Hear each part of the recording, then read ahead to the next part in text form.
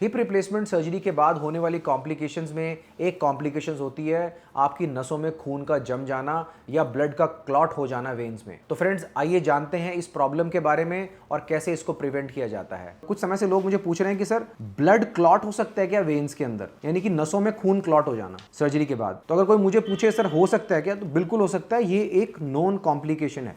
आप जो consent form sign करते हैं ना सर्जरी से पहले, उसमें भी लिखा रहता है ये कि भाई आपके खून की नसें जो वेन्स होती हैं उसमें ब्लड क्लॉट हो सकता है। माना ये कॉम्प्लिकेशन है पर बहुत ही कम इसका इंसिडेंस है, यानी कि बहुत कम पेशेंट्स को ये होती है। ये उन पेशेंट्स को होने का चांस ज्यादा होता है जिन पेशेंट्स को ऑलरेडी डीप वेन थ्रोम्बोसिस या डीवीटी या नसों में खून क्लॉट होने की प्रॉब्लम रही है। उनको हम ऑलरेडी बहुत सारी खून पतला करने की दवाइयां देके ही उनकी सर्जरी करते हैं। लेकिन जिनको ऐसी कोई प्रॉब्लम नहीं है उनके अंदर भी ये चांस है, हालांकि बहुत ही कम है। तो उसको हम कैसे प्रिवेंट करते हैं? इसको प्रिवेंट करने के लिए हम सबसे पहला काम ये करते हैं कि हम पेशेंट की सर्जरी के बाद पेशेंट को जल्दी से जल्दी खड़ा करके चलाते हैं। मेरे 99% पेशेंट्स को मैं सर्जरी के विद इन 24 आवर्स खड़ा करके चला देता हूं। और अब तो हम सेम डे पे ही चला देते हैं। सर्जरी हुई 3-4 घंटे में पेशेंट को चला देते हैं। पेशेंट के चलने से क्या होता है, जब आप चलते हो तो आपकी मांसपेशियां कॉन्ट्रैक्ट होती हैं, मांसपेशियां सिकुड़ती हैं, खुलती हैं, और आपको चलने के लिए मांसपेशियों को कॉन्ट्रैक्ट करना पड़ता है। उससे खून का दौरा बनता है, नसों में जान आती है, नसें वापस से खून को पंप करने लगती हैं, तो उससे क्लॉटिंग नहीं होती। तीसरा, हम पेशेंट को